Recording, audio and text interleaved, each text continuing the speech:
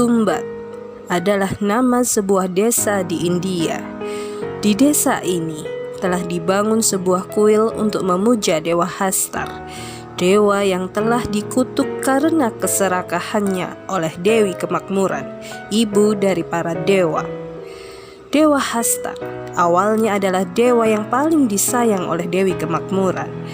Dia diberi pilihan ingin menguasai semua emas di alam semesta atau makanan. Awalnya, Dewa Hastar memilih emas, dan setelah dikabulkan, dia mulai ingin menguasai semua makanan di alam semesta.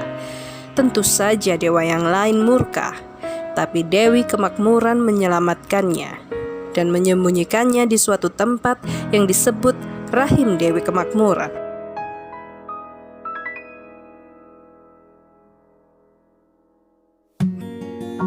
Berabad-abad selanjutnya, penduduk desa Tumbat membuat kuil menyembah Hastar, membuat desa Tumbat mengalami kutukan, yaitu hujan yang turun terus-menerus tanpa henti.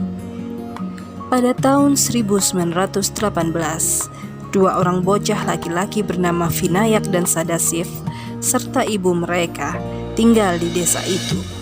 Sang ibu simpanan dari seorang sarkar yang tinggal di kuil Hastar berada. Vinayak dan Sadashiv merupakan anak hasil dari hubungan tersebut. Nenek buyut sarkar ternyata adalah pendiri kuil Hastar. Oleh karena itu, dia dikutuk selalu merasa lapar dan tidak bisa mati. Nenek sarkar selalu dibuat tidur dalam keadaan tangan dan kaki dirantai, karena jika tidak, maka dia akan memakan semua yang ada di hadapannya, tidak terkecuali manusia.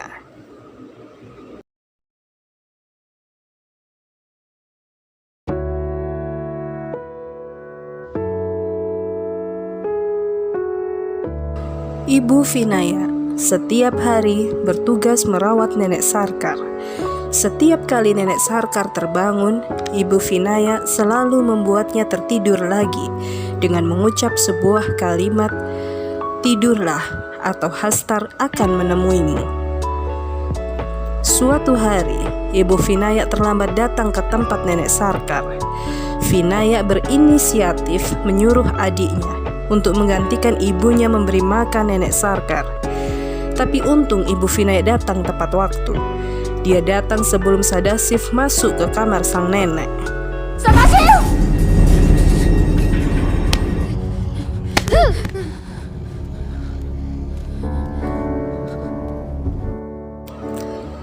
Suatu hari, saat Sadashiv bermain di sebuah pohon dan memanjatnya, Sadashiv tiba-tiba terjatuh dan kepalanya terbentur batu.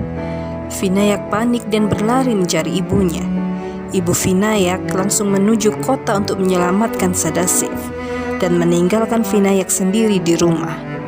Sebelum pergi, Ibu Vinayak berpesan, jika nenek sarkar terbangun, dia harus mengucapkan sebuah kalimat supaya nenek sarkar tertidur lagi. Tapi celakanya, Vinayak lupa kalimat tersebut. Sang nenek yang terbangun karena lapar berusaha memakan Vinayak. Vinayak berusaha menyelamatkan diri dan mengingat kalimatnya, tapi dia selalu gagal. Sampai akhirnya, dalam keadaan terdesak, Vinayak ingat dan langsung mengucapkan kalimat itu. Seketika, nenek sarkar tertidur. Tadi saudara setara jaga!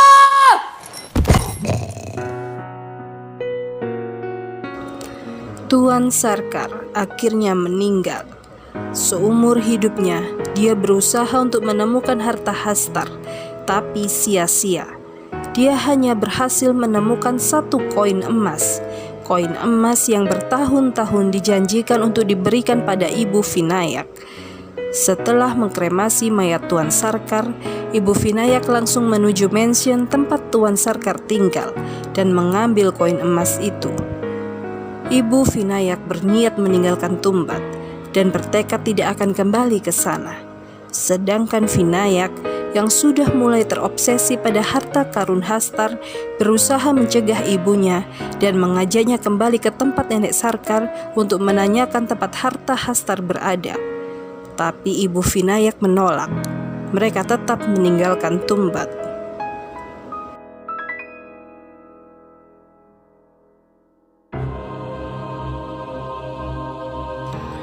15 tahun kemudian, Vinayak yang sudah dewasa kembali ke Tumbat.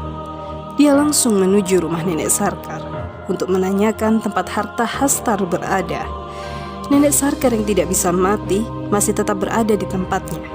Bahkan tubuhnya sudah hancur dan berubah menjadi pohon.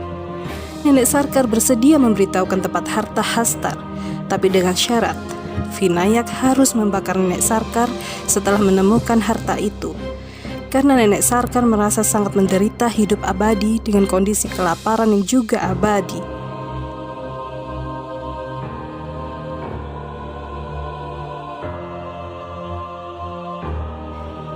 Vinayak akhirnya berhasil menemukan harta karun Hastar.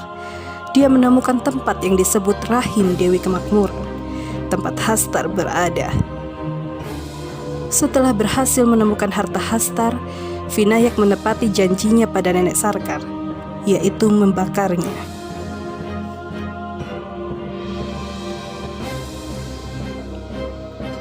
Vinayak akhirnya berhasil mengumpulkan koin emas milik Hastar. Pundi-pundi kekayaannya pun semakin banyak. Vinayak menjual koin emas temuannya pada seorang rentenir yang bernama Raghav. Raghav penasaran dari mana Vinayak memperoleh koin emas itu. Perlahan Raghav mengikuti Vinayak sampai ke Tumbat. Vinayak yang sadar bahwa dirinya diikuti, sengaja mengarahkan Raghav ke tempat Rahim Dewi Kemakmuran dan menjadikannya tumbal.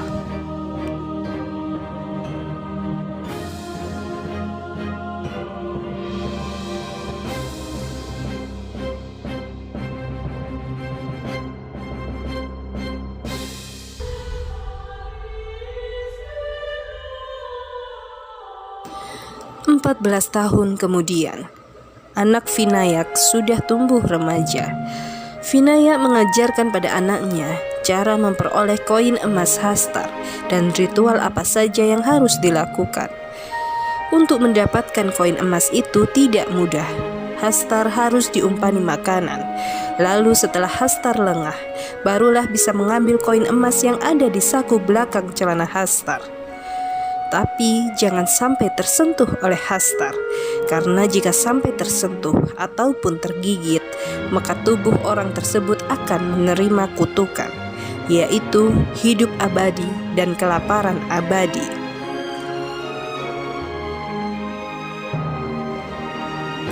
Anak Vinayak mendapat ide untuk mencuri celana Hastar, karena menurutnya Hastar pasti menyimpan lebih banyak koin emas di dalam sakunya.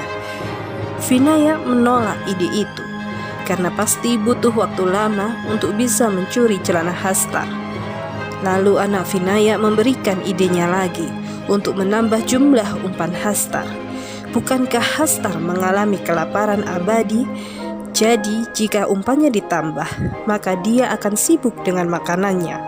Saat itulah kita bisa mencuri celananya. Vinayak yang awalnya ragu akhirnya menyetujui ide anaknya itu. Mereka lalu menjalankan rencananya.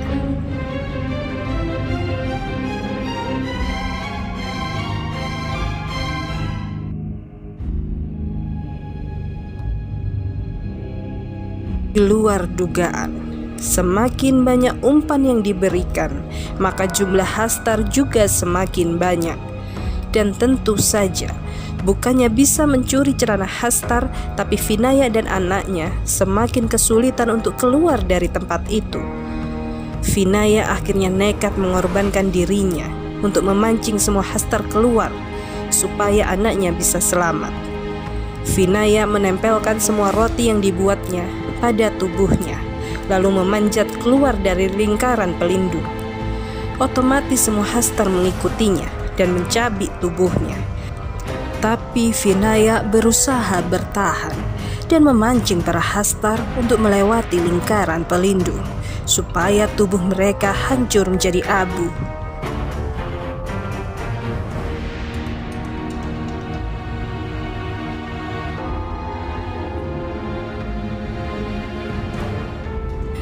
Vinaya yang berhasil mengambil celana Hastar berusaha menyerahkannya pada anaknya. Anak Vinaya yang sedih melihat keadaan ayahnya terpaksa membakar tubuh ayahnya untuk mengakhiri penderitaannya. Keserakahan tidak akan berbuah manis, tapi pasti berbuah kehancuran.